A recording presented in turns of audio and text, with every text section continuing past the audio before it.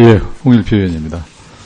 법무부 장관님, 예. 이번에 국감을 다니면서 일선 청에서 그 검찰 수사 중에 자살에 관한 문제에 대해서 여러 의원들이 질의를 했고, 저도 역시 질의를 했습니다만, 각 검사장들이 답변이 특별한 뾰족한 대책이 없다, 이제 이런 거였습니다.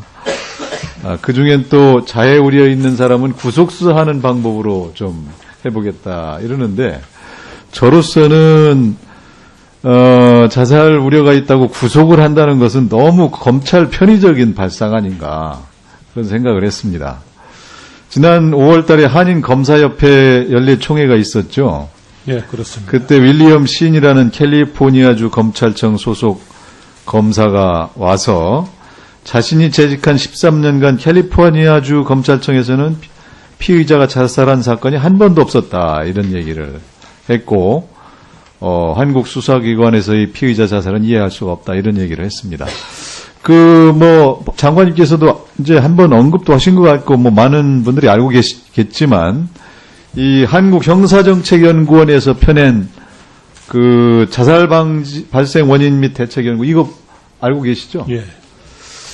근데 이제 여기에 보면은 일본의 경우에는 자살 우려가 있는 피조살자는 신병 처리를 앞당기거나 집으로 돌려보낼 때에도 검찰 직원이 집까지 동행하거나 가족들에게 심리 상태를 알려주며 보호와 주의를 당부하는 등의 노력을 하고 있다.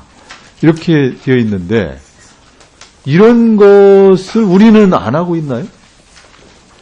저희는 또 자살을 방지하기 위해서 지난 1월 29일 날 그 자살 등 극단적 행동 방지를 위한 인권보호 철저 지시를 내려갔습니다. 그래서 그 지시에 따라서 지금까지 약 28명의 피의자에 대해서 극단적 행동을 방지한 사례도 있지만은 아직 충분치 않기 때문에 저희들이 그 연구 용역을 지금 발주해 놓고 있습니다.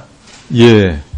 어저께 검찰총장께서도 그 연구 용역 얘기를 하던데, 하여간 지금까지 나와 있는 대책이라도 같이 시행을 하면서, 이제 노력을 해야 될 것 같다.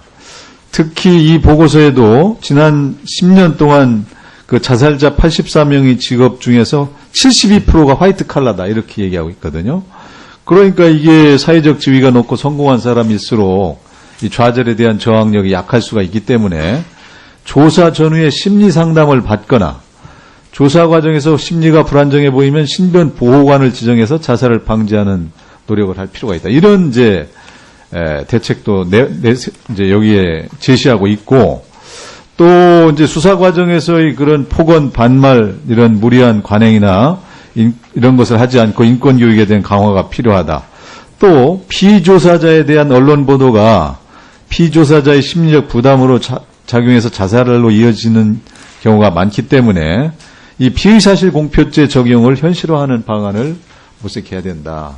이런 이제 제안을 하고 있습니다. 이런 부분을 참작을 해서 여기에 나와 있는 거라도 시행을 해보는 그런 노력이 좀 특별히 필요하지 않겠나, 예. 이렇게 생각이 됩니다. 그렇게 하도록 하겠습니다. 제가 지난 법무부 국감 때 이제 우리 구치소의 이 재소율이 너무 과밀화돼서 수용률이 너무 과밀화됐다는 지적을 했었죠. 예. 대구구치소가 전국 최고인데 166%, 인천구치소는 159%, 이런 식으로 해서 또 155%를 초과한 곳도 여러 군데 있습니다. 이렇게 이제 과밀화된 교도소는 수용자 사이에 이제 인권 침해가 자연히 발생할 수밖에 없고, 폭행 사건이 증가한다는 통계가 이런 걸 뒷받침하고, 교도관 업무가 이제 크게 과부하될 수가 있고, 이게 교화의 목적보다는 범죄의 온상이 될 우려가 있다, 이런 부작용이 있지 않겠습니까? 프랑스에서도 2008년 11월에 이 교도관 파업까지 발생한 끝에 이런 대대적인 이제 교정행정 개혁을 추진을 했고, 미국에서도 2013년 장기 구금 정책에서 벗어나 효율적 대응 방식을 선언해서 새로운 이제 정책 방향을 하고 있는데, 우리도 이런 부분에 대해서 좀 이 장기 구금을 꼭 이렇게 고집하지만 말고 이런 이제 가석방을 활용한다거나 또는 이 수용 시설 과밀화를 해소할 수 있는 방안을 찾아보든가. 근데 뭐 지금 거창 같은 데 보면은 뭐 그거 새로 짓는다고 막 그 지역 민심이 갈라져서 해결하기가 굉장히 어려워지잖아요. 네, 그런 어디다 새로 짓는 게 쉽지가 않아 보입니다. 그렇습니다. 그렇다면은 결국 예산 증가, 교정시설 과밀화, 인권침해 이런 부작용을 최소한 이렇게 해소해 가면서 재범 우려가 낮은 범죄인에 대해서는 가석방 등으로 사회 내 처우를 강화하는 방향으로 바꿔나가야 되지 않겠느냐 하는 생각이 듭니다. 교정본부에서 발행한 교정통계 연보 분석에 보면은 가석방을 통해 출소한 재소자 재복역률이 형기 종료로 출소한 재소자의 3분의 1 수준이다. 뭐 이런 통계가 있다는데 이런 걸 한번 참고하셔서 이 교정시설 해소를 하면서 동시에 교화 목적 이런 거를 달성할 수 있는 효율적인 방안을 좀 찾아봐 주시길 부탁을 예, 노력을 하겠습니다. 그리고 아까 제가 우리 이병석 의원 질의할 때 보니까 상고법원에 대해서 두 기관 간 협의가 잘 안 되는 것 같고 장관께서는 좀 다른 생각을 다른 판단을 하고 계신 것 같아요. 근데 지금 우리가 이제 18대부터 사법개혁을 쭉 해오면서 지금 이 대법원이 말이죠. 1년에 올해는 4만 건에 달한다고 합니다. 상고 사건이. 그러면 1인당 3,000건이 넘어가거든요.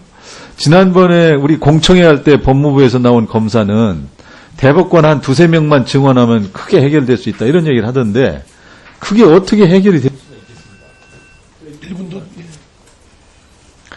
그래서 이거는 지금 도저히 해결이 불가능한 상황이다. 상고 허가제를 하면 아주 깨끗하고 좋은데, 그건 사실 지금 좀 국민들의 지금 심리 불속행에 대해서도 불만이 많은데, 상고 허가제를 옛날에 했던 걸 다시 돌아갈 수도 없는 거고, 그래서 저는 이게 상고 법원 안은 하나의 우리 지금 단기적인 문제 해결을 위한 하나의 모델이다 이렇게 생각이 됩니다.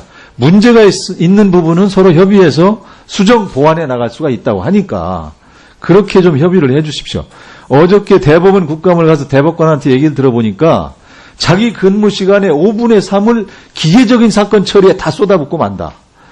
의미 있는 사건을 위해서는 5분의 2 정도밖에 사용할 수가 없다. 이런 하소연을 하고 있습니다. 이게 과연 우리 국민들을 위하는 길이냐. 저는 이 부분에 대해서 우리가 기관 간에 정말 마음을 열고 한번 좀 진지한 대화를 통해서 해법을 모색해 주시기를 부탁을 드립니다. 예. 여러 가지 의견이 있을 수 있는데 저희들이 의견들을 다 수렴을 해서 진지하게 논의를 해보도록 하겠습니다. 예, 김도보님 의사진행 발언. 예.